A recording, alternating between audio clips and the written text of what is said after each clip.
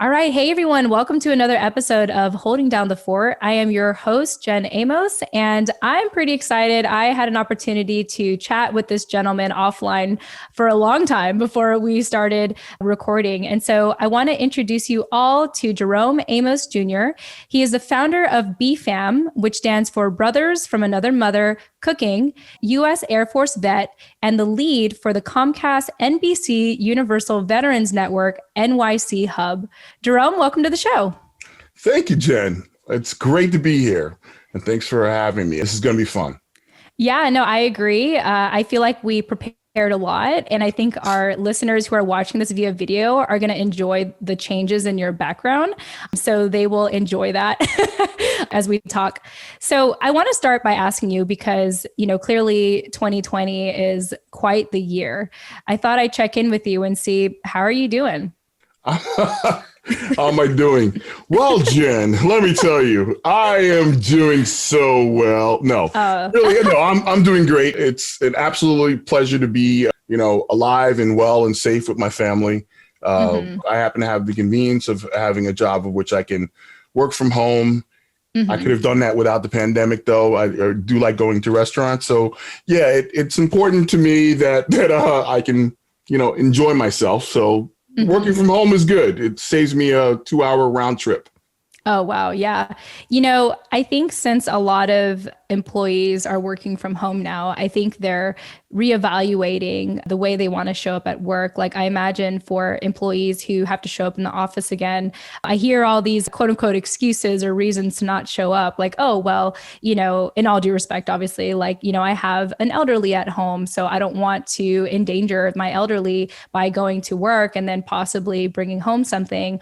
Or parents have really enjoyed spending more quality time with their family and their children. And so it's interesting how much things have shifted. And although it was really uncomfortable for a lot of us at first, I think that a lot of us are beginning to see the silver lining in this pandemic. So anyway, I just thought I would add that because it's interesting times, I think, but good time. I think people are beginning to see it as a good time for a lot of reasons.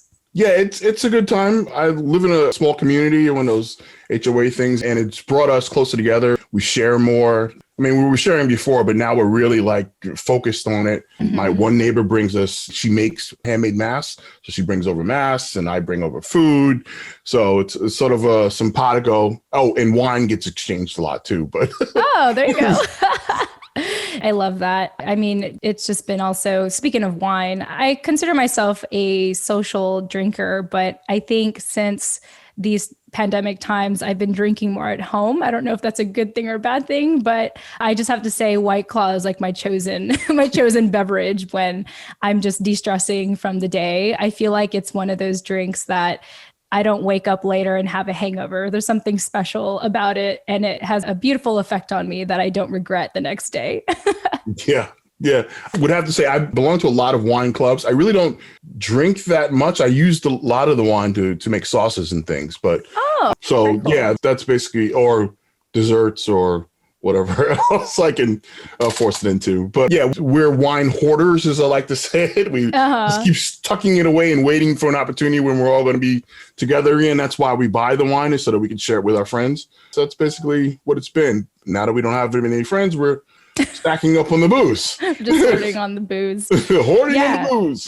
You hinted at this a little bit just now, Jerome, that you like to incorporate wine into your food. And that's always something that I think my husband wants to aspire to do with our food. It's just, when he's looking in the kitchen, we don't always have that available. But anyway, as I had mentioned when I introduced you on the show, you are the founder of the Brothers from Another Mother Cooking Network on YouTube. And so I thought we'd take a moment to talk about that. And I know from my notes, you actually started about 2-3 years ago, and here you are with 200 subscribers and, continuously asking the community, like, what do you want to see? What do you want featured? And, this is really for you and your community. So thank you for transitioning to the kitchen. Why don't you go ahead and tell us a little bit about the backstory of BFAM and just why you do it. So BFAM, yeah. BFAM is a creation of basically my wife and my friends. I made a friend at a very unusual location. We had met at Costco. Okay. So a gentleman walking around with his girlfriend, sort of looked like me, big guy. His name is Ellis.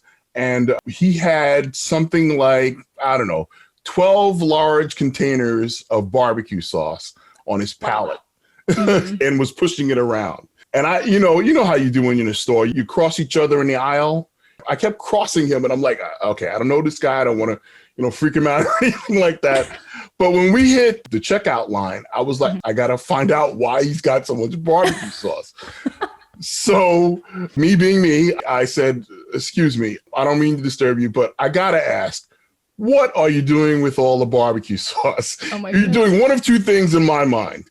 You're having a party of which you did not invite me. Wrong of you. Or B, there's something with the barbecue sauce in the bathtub that you guys are doing. I don't know. Very unusual. So he laughed, which was my intention. And they said, yes, we're having a party. We call it this thing. We do it every year. It's called Meat Fest. And he invited me and out of the blue. And I said, when you meet a person who gets you funny, I'm going to make this happen. So I went home after I went Costco shopping, did all what I said, and I told my wife, we're going to an event tonight. She goes, what? She's like, oh. I met this guy and his girlfriend, and they do this thing called Meat Fest. I said, that's got to be us. We're foodie people. We love food. So why don't we go meet them at this place? And we used to live in the town that the event was in. So I figured, hey, how difficult could it be? We grabbed some of the hoarded wine and brought the wine to the party. And yeah, he made a great party that he used to do. And it was fantastic, a lot of fun. And we made some new friends. That came into a event. I call it an event because he did a party. So I have to do a 6-course meal for him. They're coming to my house. Wow. I set up a 6-course meal in the brag, because that's what guys do. We banter. I kept sending him text messages of what I was making so he could be, salivating, ready to go when he came. And every course that I was putting together and laying out to prep out to do my mise en place, he was like, man, this is really good. And then so once my wife finally got to see us together in my kitchen or in our kitchen, as you can see, it was like, you guys are like a brother from another mother. And boom, bam. That was it. That was it. So we started doing BFAM cooking, right? And literally the next week we shot our first video. I had during that same week, I had gotten an interview from Workshop Culinary. They're a knife sharpening company. They sell devices that sharpen your knives reasonably. Anyway, me and my sales brain started percolating at the same time. And I'm saying, they're doing a survey on me because I bought this knife thing. And I was like, well, yeah, we're going to shoot a video next week. And he was like, you're shooting a YouTube video? I go, yeah, we this is an idea that I, just for fun. I see a lot of people on YouTube doing all types of crazy stuff, going to Dollar Tree, going to, and I like a lot of the videos that talk about how to create different dishes, like how to make, baked shrimp scampi, which is my last video, how to do bread, how to do everything that you can possibly find. So YouTube's a resource for me. And I figured, hey, I can be part of it. So we did it. Yeah, I think it's really awesome. I think that how-to videos are extremely popular on YouTube. And I'm just curious, in this time of people being at home more often because of the pandemic and social distancing and not going to restaurants as much as people used to, have you noticed maybe a spike in your viewership, or have you noticed anything new since the start of the pandemic in regards to your YouTube channel? I've been more focused on it. I'm trying to get better at producing a video and making sure that information gets out to people, that it's in a better organized fashion. But, growing a channel is difficult. And this is not my first job, my second job. It's not even my third job. It's an opportunity for me to get in the kitchen, create something that people like, especially my mother-in-law and my wife. Hey, and my neighbors. Most important people. Most important people, right? That I can get some of the ideas out of my brain. So like eggs on eggs is something that I only cook on the weekends. So I just get these ideas out of my brain. I made something last weekend called savory bread pudding. Which is like a ham and cheese sandwich rolled up inside of thyme and bread, which I made the bread too, which is also a thing. These are opportunities for you to take a sauce and put it on a plate and make it look nice, like you're at a restaurant. Yeah, yeah. The nice thing about or trying these things is that you can give yourself an elegant feel and stay safe at the same time. Yeah. So not just one course, but 2 courses or 3 courses like creme brulee. Yeah, absolutely. So it sounds to me that this is sort of your YouTube channel is almost like your brain dump for your own inventions. You're like, you know what? This is a great idea. Not only am I going to make it, but I'm going to put it on video so that I can remember that and share that with, family and friends that may want to, create the same thing. Mm-hmm. That's exactly that. And when we were actually in the building, when I was still going to work at NBC, we used to do potlucks. One of our things was to get the team together in software development. At least that was my original job working at NBC. We have 40 developers together, and these are usually, they're tremendously younger than me. I would like to say at least 20 years, most of them. And they're all individuals, right? But the one thing that brings us all together, good food, good booze. That's universal. And that's similar to the military. It's, part of the development team. So we had all of our occasions. One of the things that happened at NBC that used to be really popular was that we would do, NBC itself, the company, would do special events. When I first arrived at NBC, there just happened to be the same time as Pi Day. So the exact number of pi, nerdish, yes, it sounds nerdish. Oh, I see. I'm processing this now. Yeah. So 314, blah, blah, blah, blah, right? Yeah. It was the exact day, exact minute. So we had Pi Day. So I would make pies, we'd buy pies, everybody share pie. We'd have Cinco de Mayo. So we ended up with a couple of crock pots. So I made tacos or we made chili. We had a chili cook-off. All that work, keep the team together to allow us to grow together because we are a distributed team. So from New York all the way out to Seattle is the other part of the team. We would get together and create these opportunities for the team to bond more. So that's what makes NBC a home for us. So at least that's the way I like to treat it because everyone's, part of my family. One more thing before we transition to NBC is that to me, it sounds like cooking for you is a way to build community and camaraderie, whether it's with family or, with your colleagues. And so with that said, is there any other reason why you just love cooking and like why, out of all the things that's on your plate, you've chosen to do this YouTube channel? Well, I like to share, cooking in general, being ex-military, that's really what brought it. I grew up in a house that cooked. I was raised by my great aunt and she was a church lady. Literally, she was married to the pastor. Wow. And the neighborhood itself, where I grew up, all the kids used to come to my house because the ice cream man literally stopped in front of my house every time it drove by. So it was a literal location in which the ice cream man came to, and we all took care of that stuff.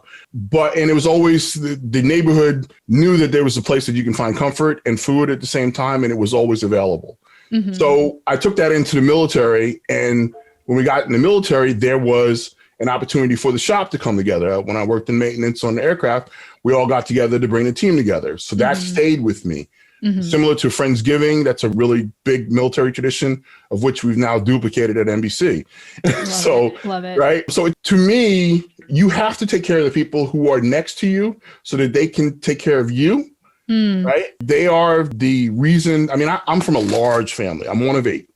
Right. And I say that proudly because I'm the oldest and it's my job to loop them all together, and keep them as a family, no matter how close or far apart we are, and just bring them back to the central family business of doing what we need to do, which is grow our family and make it bigger and better and survive through times like this and other times, like when my father passed away or my mother passed away. Food is a key factor to that complete life cycle. So for me, it's my blanket.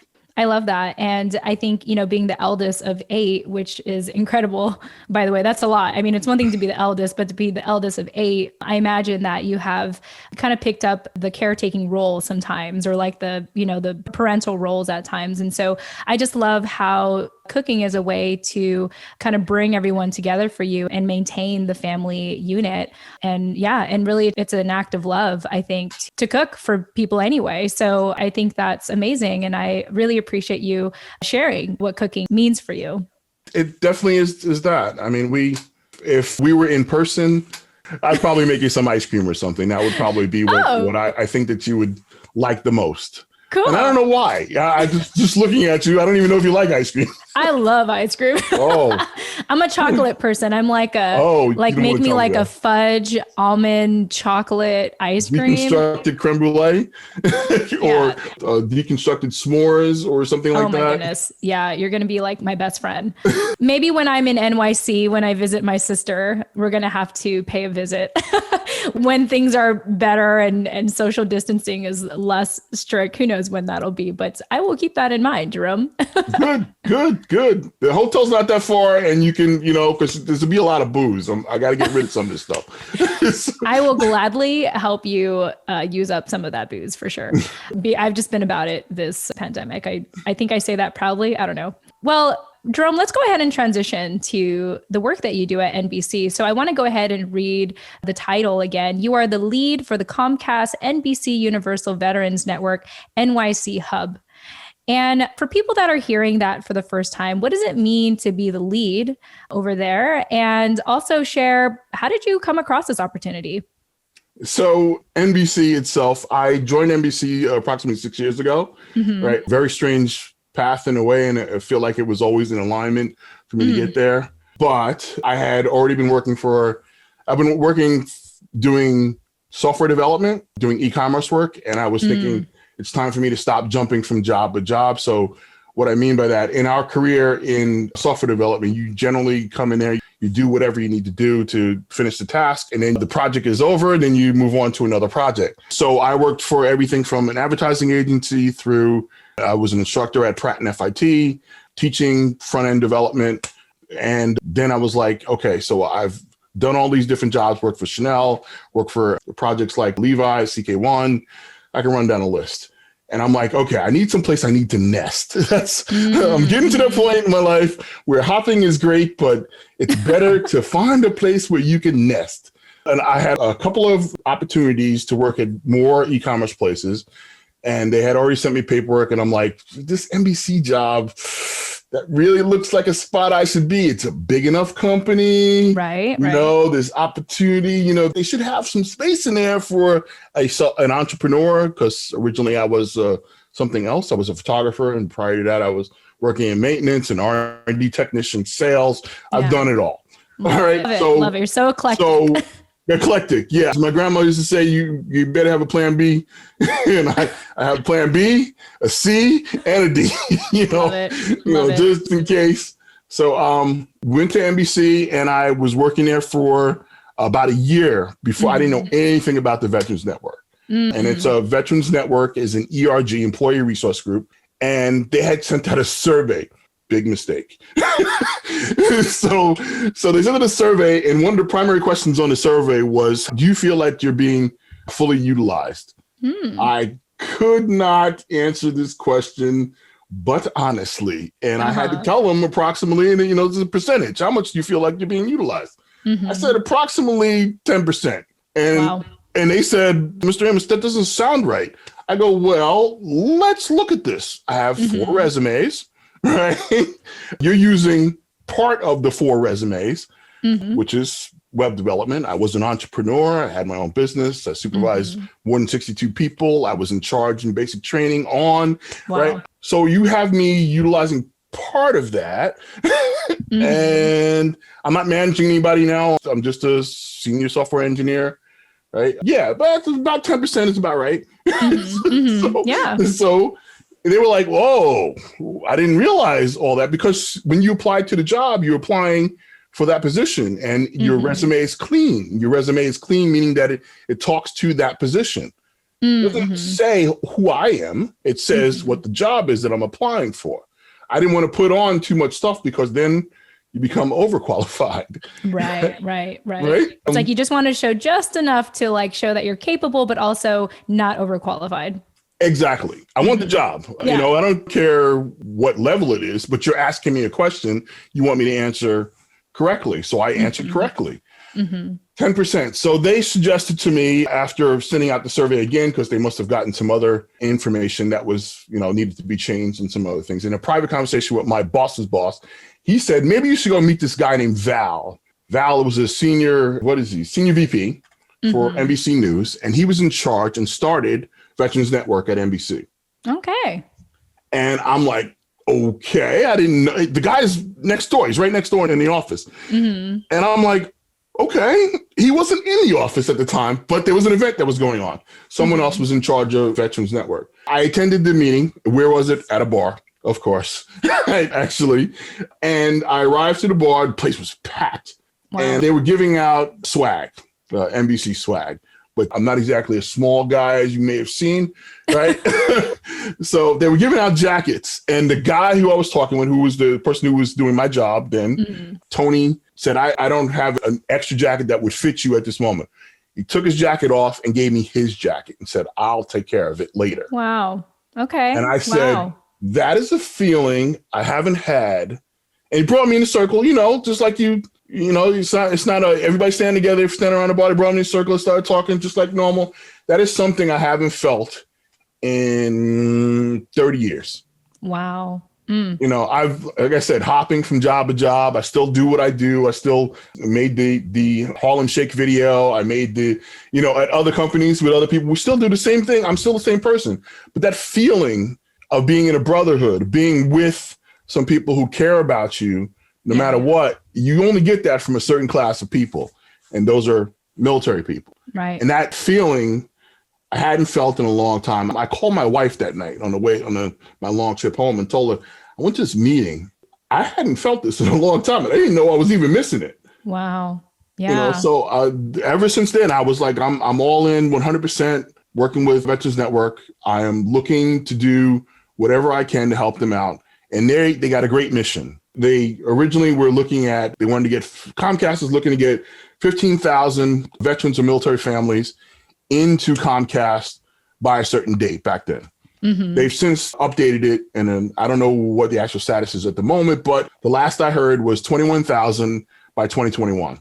That was before pre-COVID. So 21,000 by 2021. So they're looking for active duty. They're looking for veterans. They're looking for military spouses. They have another partnership where they're trying to bring in 100,000 military spouses, and that's together, not in our number particularly, but our portion we're trying to help. I'm all in. I did not know that I was missing it, and that's why I do what I do with Veterans Network, because we're here to support. And I negotiate the corporate entity that is the rest of the people to make sure that it happens. Well, thank you for sharing your story, Jerome, in working with Comcast, NBCUniversal, as well as with the Veterans Network NYC Hub. I think that's a beautiful story. Sometimes we don't know what we need until it's given to us.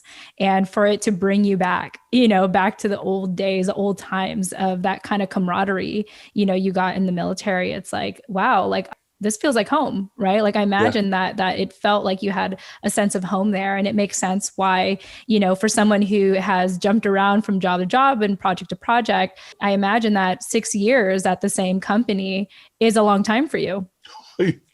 Again, that's what my anchor's been. I would generally jump every 2 years or so, looking for the title and looking for the money. The anchor is been Veterans Network. The camaraderie, the stuff that we're trying to do together. That's what kept me there. And this is the longest, outside of my own businesses, the longest position I've had since the military. Wow. And it's actually longer than the military, because I was only in the military 5 years, 1 month, 1 day. Yeah, I saw that in our notes. I think it's quite fascinating that you were very specific on the amount of time. It was like, 5 years. No, it's not just 5 years. It's 5 years, 1 month, and 1 day. Can you tell me really briefly what is the significance of you wanting us to know you served for 5 years, 1 month, and 1 day? Because it's an odd amount of time. For your contract generally is 4 years, right? So when you say 5 years, 1 month, 1 day, people say, why that? Right. And it was really odd that the Go Forward Part 1 started, and they gave me a choice. I can immediately get out, or I can extend my contract. I extended my contract, but we kicked butt. So they don't need us anymore. So they let me out early. It was kind of, there you go. It's a weird thing. And then it happened to be exactly 5 years, 1 month, 1 day. How much more could you Yeah, that's I need a shirt for that. Yeah, yeah. I mean, even just say like 5 years, 1 month, 1 day. It's a good conversation starter. You're like, someone will say like, what do you mean 5 years, 1 month, and 1 day? It's like, oh, let me tell you a story. So Jerome, I want to just talk a little bit more about the Veterans Network. And, obviously you have really enjoyed your time there and you want to, help out other veterans and, military spouses. So tell us, with the Veterans Network, how can people get involved if they're, interested in learning more? Well, Veterans Network itself, we work with, most of our focus is with external VSOs, veteran service organizations, right? We connect with our community tremendously, but we are spooling up and have spooled up an event that we're hoping to do quarterly with CBS and Fox Network. It's called Vet Working event. Yeah, Vet Working. Yeah, that's the name of it. We only ran one of them so far. We are running another one in December, and you can check out LinkedIn for it right now, right? That'll give you the date because we haven't locked in the next date. But basically what we're trying to do is we're trying to help veterans network with people. The most important thing is about networking. Yeah. So that we get people to know of you as compared to you knowing of them, right? And we're having a little bit of fun. It'll be a trivia night again. And my understanding is we may be giving away some prizes because one of the veterans, what do we call them? Vet and business person. What do you call that? It's like a veteran business owner, or they made it into a word now. It's like vetrepreneur. There we go. Vetrepreneur. Okay. Vetrepreneur. Yeah. Yes. There you go. Yes. So a Navy SEAL who's got a business company out there and he wants to donate some stuff to us. So we're working with them, trying to get that all together. But the idea is that we're trying to get all of the media companies such as NBC, CBS, and Fox. Hopefully ABC hears this and wants to, jump on board, or HBO or something. The idea is to get them all together because all of them have headquarters in New York and I'm in New York. I like to think of Veterans Network as separate and included in NBC because we deal so much with the external community that we have to breathe and figure out how we can get veterans to be employed. Now, that sounds weird coming from an NBC person, but it doesn't sound weird coming from a military person. I'm looking out for my friends. Veterans should be employed. We're 1% of the population. Military families should be employed. These people give. So if I can loop them in with, if I don't have a position, I got this guy that needs a position. I got a friend over at another place. Get your spot. That's the Insiders Boys Club, if you want to call it that, whatever you want to. We're looking to make sure that our families are taken care of, the military families taken care of, and that external connection will do that. Yeah, I appreciate you sharing that because, really going back to the conversation around transition, it's really difficult for a lot of families to transition from the military life to the civilian life. And so if they know someone who knows someone, I think it makes the process a lot easier. It's even more easy if someone who's working at a place knows someone, right? It's the most important thing that I've learned over my years of being out, which has been 30 years. It's not what you know. It's not who you know. It's who knows of you. And this was from an old photography seminar that I got from my other career. That is so true. It should be triple underlined by everyone. They have to know of you. So you've got to get network out there so that you can spread some of the who you are-ness of yourself to find that next position. A few years back, there was a lady who was working at NBC, didn't know that we have a veterans network. And then when she found out, she was like, I need persons who are meticulous and cleaning up outfits, costumes, right? Like someone who's in the military. Who else is more meticulous than military people? Who else? Oh, military spouses are that meticulous too, because they know they have to keep their husbands and wives and family members up to par to meet regulations, or else you get in trouble. So this particular person worked in costumes. She worked in Long Island City, and she hired 8 people like that. Wow, that's awesome. How it happens, and they were all military spouses. I love that. I love that so much. And I appreciate you really bringing up the statistic that really less than 1% of our nation serves. And that's just not the service member, but that's the families, the spouses that have to make those sacrifices. And so I think it's great, what Veterans Network at NBC Universal is doing to be able to provide opportunities for, our veterans and military families. So thank you for being a part of that. Oh, no, thank you for talking about it. There are a couple of other things I want to mention, though. Yeah. We're not done yet. We're going to wrap up soon. We're going to wrap up soon, but I definitely want to make sure we, cover everything that you want to share for our community. So before we transition to any other updates or events you want to share, Jerome, is there anything else you want to share about the Veterans Network? Now I'm drawing a blank. The Veterans Network is a great place. We give, and we have done stuff like Comcast didn't start the initiative. One of our veteran leaders in Dallas, Texas, started something called the Adams Corner, right? The Adams Corner is basically a corner of a Fisher house, which is set up as a PlayStation, of which she came up with the idea because it was her son who was injured and, consequently passed. When she was there with her other child, we're going to say son's spouse. It's not spouse, it's the other child. She noticed that there wasn't any place for the child to go and play. So, just to step aside so that mommy can handle the issues that she was having with her son, which is, he was gravely injured. And so she came up with an idea, and she, coordinated with her group to set up this Adams Corner, I think dubbed after his name, of course. Comcast picked it up last year, and we spooled up, I think it was 6 or 8 other Fisher houses, and now we're permanently connected with Fisher houses, of which we, in my case, happen to have spun up one of them in the Bronx, right, at the Bronx Fisher House, the Bronx, VA. Right. This is one of those events of which you pull in the right people, because Gold Star families are highly important to us, and in particular, highly important to me, as you would attest to. Right? I appreciate that.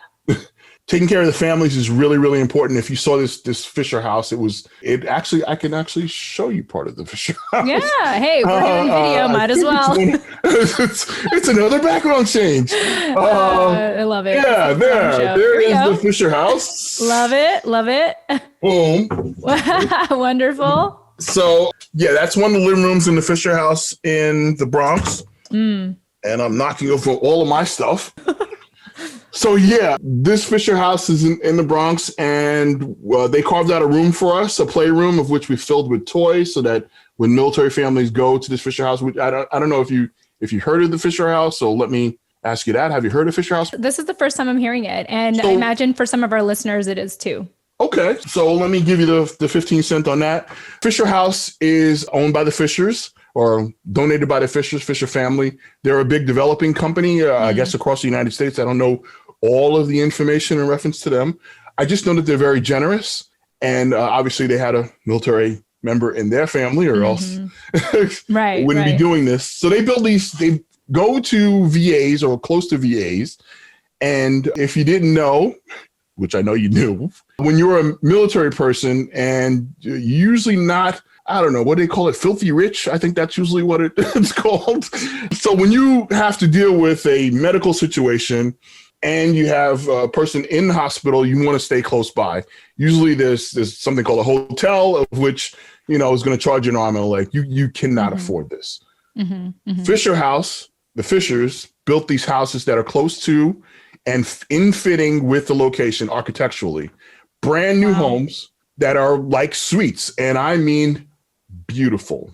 I mean, the all new furniture has been donated. I mean, immaculate. Dual kitchen, so you have space for a family to come in there and spread out. And then that gives the family the ability to just focus on the issue, right? They can come and they can stay for free. Wow, that's amazing. And it's fantastic.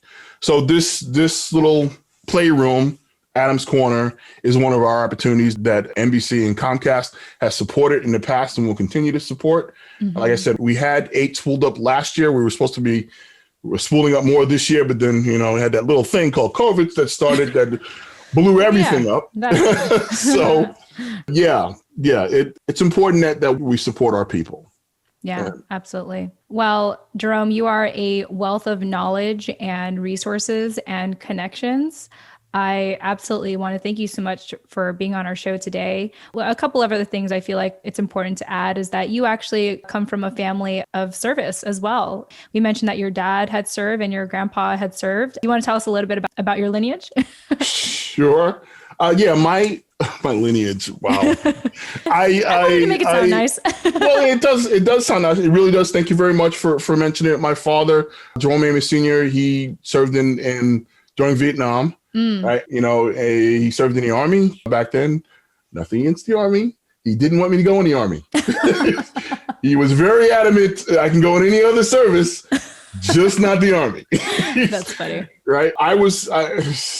Bringing it back to myself, I was one of those people who were very determined as to what I was going to do with my life. And what I was going to do meant that in ninth grade, I decided I was going to go in the Air Force. Wow. Right. So my father had to sign special permission for that. But this is when he was very adamant about it. His father, my father's father, also served in the Army, right? So I guess that's the main reason that he didn't want me to go in the Army. And I believe my grandfather's grandfather also served in the Army. That's my understanding. So, wow. But that has nothing to do with anything as much as my great aunt, which I mentioned when I was a kid. My great aunt she literally, I guess we had like I'm still trying to figure this all out to be specific, but we had 4 veterans who lived in the house who were not family members. Wow. Right? They were all, let's just say, they had issues of which they needed some place of support, and that's one of the things that my grandmother used to do. She was also a nurse for the Red Cross, but that's I got a lot of stories. You shouldn't ask. She sounds like an amazing woman, and extremely. It just sounds like you come from, a long lineage of service and giving back. So, I'm not surprised that you are so multifaceted, today and sharing all the good work that you're doing today. But yeah, with that said, Jerome, I just want to make sure we covered everything that you wanted to share. So is there anything else that you wanted our listeners to know or maybe plan for before we wrap up? A couple last things, so it won't be one. I just want to make sure that I talked about one more thing from NBC, right? Our sales and marketing team are looking for veterans to sign up for a particular event. It's called the Bold Veterans Group. NBC Veterans Network and Bold have teamed up together. They're another ERG in our company. So each one of the departments have different ERGs. I work for corporate ERG, and this is the sales and marketing branch. They're looking for veterans who have finished their college degree and are looking to come into media and in sales. It's a great opportunity for them to work as a resident, is the thing that we're calling it, right? They'll be paid and brought forth. They'll run through a training program to see if they can cut the mustard. If they can, they will be brought into the company. That is a fantastic opportunity for any person, but even a better fantastic opportunity for a person who is a veteran, right? Awesome. Brought up from not just the entry level, but into middle management. Awesome. I love it. Oh man, I feel like I've just gained so much from you in our conversation, Jerome, and also as a fellow Amos person. We were talking a lot about that offline, that we share the same last name, but we're not related in any way, in case anyone is wondering. Yeah, I don't know about that. I'm going to check. 2 podcasters, we got to get into that. I don't know. Yeah. It'll be a fun holiday activity, to kind of just like dig around and see, what we find. There's a lot of Amoses, a lot. It's true. It's very true. Absolutely. But yeah, again, I just want to thank you so much for being on our show today and just sharing all that you had to share. I just love your attitude and your energy and your passion for what you do. And I want to congratulate you for all of your success at this point in your life. I know we also mentioned offline that you've been married for over 30 plus years. And it's just, I think it says a lot about you and your character. And again, I'm just very appreciative of our conversation today, Jerome.